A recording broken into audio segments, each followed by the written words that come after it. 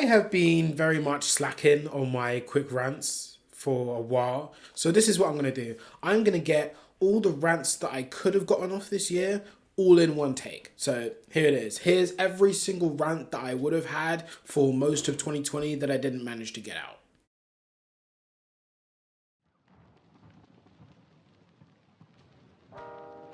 You should go now. Run. Oh, right. I'm in my ranting bag. I got my fucking whiskey ready. Where do I start? That tastes like piss. I can't lie. Fuck it. Don't buy cheap whiskey, people. I mean, I know we're in hard times, but it's not an excuse. Because fuck me, this stuff tastes horrible. But anyway, this is where I'm going to start in terms of ranting. Where am I going to start? There's so many albums this year that did not need to exist. We didn't need them. We didn't want them ever. Dig That 8 Mile, didn't need it. We just didn't need it. It didn't need to exist. It can disappear and all of our lives would still be fine, okay? It can go. Like, it's fine. I mean, D-Block Europe, I mean, basically the whole discography can disappear. It's fine. But the last 2 mixtapes they did that dropped last year, it's like, why? Why? You literally just gave us 26 of the same songs over and over again. Like, what the fuck was the point? Was it needed? Like, why? Like, why were there so many mid albums this year? Just so much mid. Like, as much as there was some great stuff that came out during lockdown and all this palaver, there was some pretty fucking mid, rushed, uninspiring shit that came out this year. And it's like, fuck am I supposed to do with this? Why did everyone and their dad get cancelled this year? Everyone and their grandfather got cancelled in 2020. It's insane. I don't know how this happened. Like, how did everyone just fuck up so badly that everyone is getting cancelled? Left, right and center, voila with the bomber clock place. What? How? From Dutch to Octavian to your auntie who lives down the road, everyone got cancelled this year. Everyone. Anyone can get it. Why do we have a bunch of industry producers that don't actually produce anything anymore? Like, you're supposed to be at the tip top of the game in terms of as a producer, and you're producing for all these big names, but like, you don't even do half the shit yourself. Like, you've bought loops off 10 man. Like, your melody loops, like, they're not yours. You didn't make them. You didn't do anything. You slapped in a fucking 808 loop that you got off somebody else or someone else made for you. And what did you do? Like, what did you do? You didn't even mix it. You handed it off to a different engineer and then slapped your name all over it. Like, I swear, like, these industry producers will be the death of all of us, because, like, I've never seen so much easy money in my life. But the worst part is, like, you have to do so much work beforehand, and then you actually have to learn how to produce. It's weird. Like, you climb to the top to learn how to produce and become a better producer, so you no longer have to do any fucking producing. Does it make sense to me? Fuck no, but you know what? That's just the way it is. Clubhouse started off really nice, you know, it was industry tips and people can get along with each other and people can plug themselves with different A&Rs, have different discussions, reach out to different people about so many different things. And before you know it, we're having fucking Take Me Out on Clubhouse, and we're doing like Who Shagged This Girl and Never Have I Ever, like we're all fucking 15 years old at a house party sharing a bottle of Malibu between 5 of us. Like, what happened? What happened? How did we get here? What is this? Clubhouse became Gossip House. How the fuck did that happen? The Twitter topics for this year they got really stale really quickly. I think lockdown just made people realize that people don't have new ideas. They really don't. The Grime is Dead debate came back once every 2 months. It's just like, what the fuck? I thought we were done with this, but like apparently fucking not. I mean, Black Twitter is just the same topics over and over again. Who pays for dinner? Should you lick pussy? Like, fuck. But there's more things you can talk about and debate about, please. Please. Like, come on. More ideas for 2021, please. I beg. In Jesus' name, please. I don't even believe in Jesus. That's not the point. But please, man. More ideas for productive discussion. Because, I don't know, I might even just like bleach my skin and just be like, yo, Black Twitter, bye. Because what I got on here? What? Why? What is this thing about artists having like, I don't know, 10 fucking grand music video budgets for shit songs? Why? What is this? Like, what? Why has this been happening so much across the whole of 2020? Because there's so many of them, they have got fucking big ass video budgets, but the song's fucking trash. Like, good lord. I think the biggest miss of this year was that fucking Double L's and Bando tune with the most awful fucking 808 slides, just completely inappropriate for the song that M wanted to be put on there. Why did he do? Why? Fuck me. So the Mobile Awards happened this year, and somehow Unknown T didn't get nominated for anything. I mean, what? Make it make sense. It doesn't make any sense. Another fun thing that happened in 2020, we got a new term for a job description that we didn't know existed. Welcome to the world where fucking freelance A&Rs exist. What is this shit? Can someone tell me what that job title is? Somebody tell me. What is that? I beg. What is it? What do they do? What is the I would fuck on. I know we touched on this earlier within the Clubhouse section of this rant, but everyone and their dad is a fucking A&R and became an A&R in 2020. It's actually stupid. Man just put A&R in their name and all of a sudden, they're an A&R. They have no idea what the fuck they're doing though.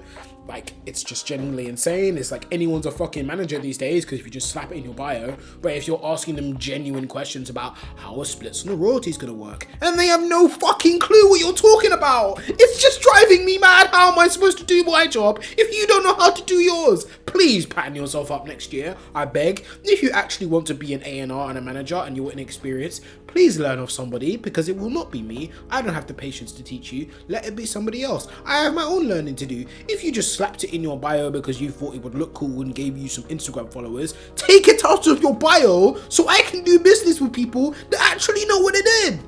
I beg, please. 2020 was another year where anyone who is bait on Instagram or whatever YouTubers started rapping this year. You all started rapping. Why? Do you know what? I think there should be like a barrier to entry with the whole industry of producers and engineers agrees on, where IG influencers are not allowed in studios. Like, you just need to inflate the prices of studio time. Even if it's you with your little home studio at home with your nice little setup and that, and you charge little 2 prices, you need to put your prices up, because these IG influencers need to not be able to afford studio time, so we don't have to hear these tunes. Lani, don't want to hear that tune ever again. Abigail, don't want to hear that tune ever again. You know what? That tune made me want to drink bleach. It's just, no, it can't run. It needs to stop. It has to stop. It has to. Otherwise, rapping for everyone is just going to be okay. And we're just going to get to the point where the talent pool is going to be even more diluted than it already is in terms of the more mainstream circles of conventional ways of being able to find people's music. But it's just fucking up everything for everyone. It's just coming to the point where it's like, I put so many talented artists on this channel, and whatever IG influencer can go on Mixtape Madness and bang more views than half of their songs combined, and it's like, what in the fuck is going on? I'm just gonna lose my mind at this point. It's very insane. He also had this really odd thing where it's like, there were the fans of drill that's like, we're the real drill purists. But it's like, no, you don't really care about what's good and who is good and talented as an artist. You just care about who snitches on themselves the most, because for some fucked up reason it entertains you. Don't ask me. I mean, I don't fucking know. It's like, okay, he wants to talk about how many man he splashed for the entire, it's literally just crud and inshallah for the whole song. And like, apparently anything that doesn't fit into that isn't drill. Where did these kids come from? Do you know what? Do you know all these YouTubers that do like scoreboard stuff? It's their fault. I blame them. All of you, it's your fault. Chia K, it's your fault. I blame you. Shout out Drill Insider though. He's a legend. But Chia K, fuck you innit. Also, these ends had to get put in a spliff in 2020. They had to go. Like, what the fuck was Adam playing at? Nah, he had to go. Bye. And you know what? Whole Lot of Red, that's a whole entire different video. Whole Lot of Red is a completely different video. We don't have time to discuss that right now. Let's move on. Oh, and check this out. The first ever review I did on this channel was Insomnia, that mixtape with Skepta, Chip, and Young Ads. Fucking Chip blocked me. What the fuck? You You literally carried the both of you. I was complimenting you. Sure, the tape was mid, but even so, you carried the both of them. I was complimenting you. So why would you be the one that blocks me and the other two don't? I mean, that's just me, but alright.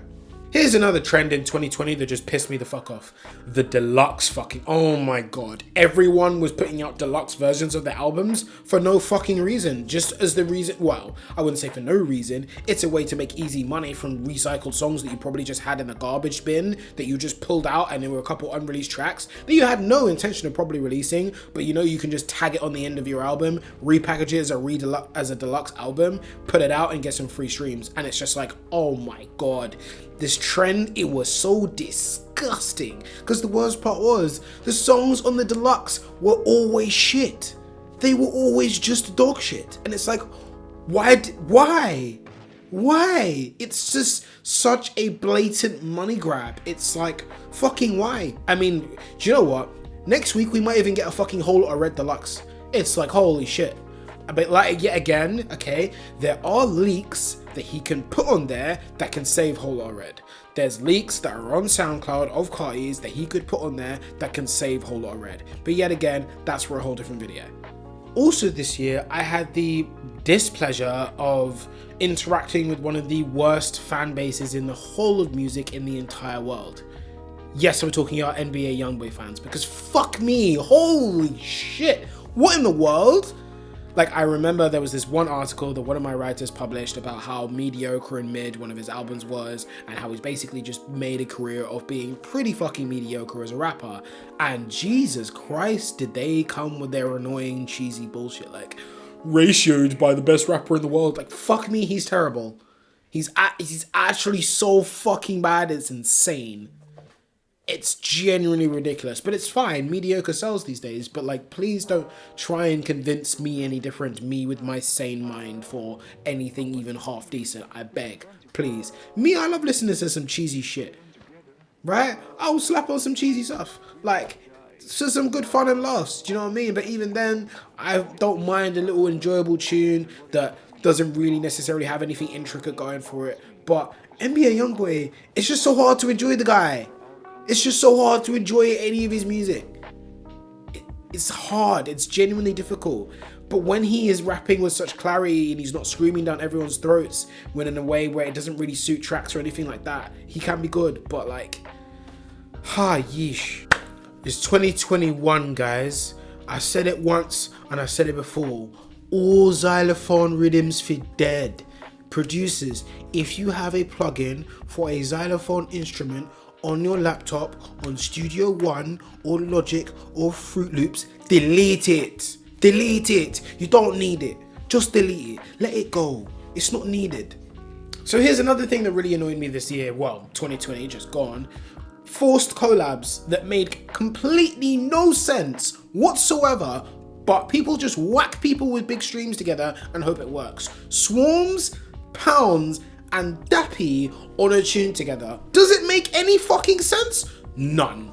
Did they fucking do it anyway? Yes. But there was so many of these collabs that happened this year. It's like, why? Why? These A&Rs are smoking rocks. Here's another part of this rant that Walks is gonna fucking love, okay?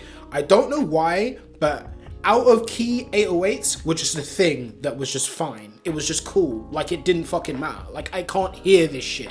Like, it's got to the point where it's not even like people like Walks or other producers or drill aficionados, if you want to call them that, or whatever you want to call them, who are kind of will have a better ear for drill beats, can hear these sort of things and hear a slightly bad mix, that sort of thing. They were so fucking bad that even the average listener, or even someone like myself who isn't as much attuned to listening to drill beats as much, despite the fact that I work for Finesse Forever, there's still some things about drill beats that I'm not quite accustomed to and don't quite listen out for. You can still hear some 808s just blatantly out of tune. It's like, why? What is this?